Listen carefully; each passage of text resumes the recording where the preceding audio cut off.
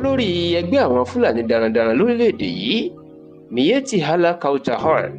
ìyẹn Alhaji Abdullahi Bello Bódèjọ ó mà ti gbé ìjọba àpapọ̀ lábẹ́ ààrẹ Bọ́lá Ahmed Tinubu ó ti gbé wọn lọ sílé ẹjọ́ o tó sì pè wọ́n lẹ́jọ́ lórí bó ṣe lo ọjọ́ 43 days látìmọ́lé àwọn sójà tó sì ń bẹ ilé ẹjọ́ pé kí wọ́n tú òun sílẹ̀ o kí wọ́n sì ní kíjọba kó sanwó ìtanràn àti owó gbàmábìínú fún òun.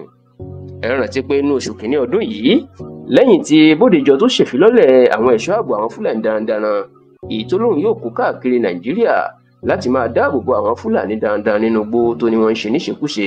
níṣe ni àwọn ọ̀tẹlẹ̀múyẹ́ ni wọ́n máa lọ gbé Bódèjọ ní ìlú Láfíà ní ìpínlẹ̀ Nasarawa tí ọ́fíìsì ẹ̀ wà tó sì jẹ́ pé látìgbà náà ìlú ti wà látìmọ́lé ní ìlú Àbújá. ní báyìí lẹ́yìn tí ó ti ń súnmọ́ oṣù bíi méjì nínú àtìmọ́lé Bódèjọ ó mà ti pe ìjọba Tinubu lẹ́jọ́ báyìí o ó ti wọ́ wọn lọ sí ilé ẹjọ́ gíga ìjọba àpapọ̀ tó wà ní ìlú Àbújá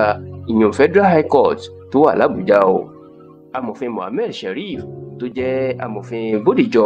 òun ló máa pe ìjọba àpapọ̀ òun ló pè wọ́n lẹ́jọ́. bẹ́ẹ̀ ni mínísítà ọ̀rọ̀ ìdájọ́ lórílẹ̀‐èdè yìí tó jẹ́ agbẹjọ́rò ìjọba àpapọ̀ amòfin àgbà Lateef Fagbemi òun náà ó ti ran aṣojú lọ láti lọ gbèjà ìjọba ní ilé ẹjọ́ ṣùgbọ́n nígbà tí wọ́n bẹ̀rẹ̀ ẹjọ́ náà nínú ọ̀sẹ̀ tí a wà yìí onídàájọ́ Inyangeko tó fẹ́ gbé ẹjọ́ náà ó sún ọjọ́ ìgbẹ́jọ́ síwájú lọ́jọ́ 13 oṣù kẹta ọdún tí a wà yìí ìyún ètí ṣe ọjọ́ Wednesday ọjọ́rú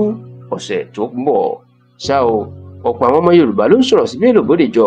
wọn ní ìṣòro páyé ìjọba Fúlàní yan ayé ìjọba ajagunfẹ̀yìntì Muhammadu Buhari tó máa ń ṣe tó bá wù ú tí ó sọ̀rọ̀ ṣàkàṣàkà tí ó tó máa lérí sódìdí àwọn gómìnà ó ní ṣe ni ó rò pé ó wà ní tó lọ ń gbé lórí láyà tó lọ ń gbé àwọn ọmọ ẹ̀ṣọ́ ogun ààbò tiẹ̀ dìde láì lóǹjẹ́ ìjọba nínú tí wọ́n sì ní yóò mọ̀ tí wọ́n ń pè ní ìjọba báyìí àti pé agbára ti bọ́ lọ́wọ́ àwọn Fúlàní lásìkò yìí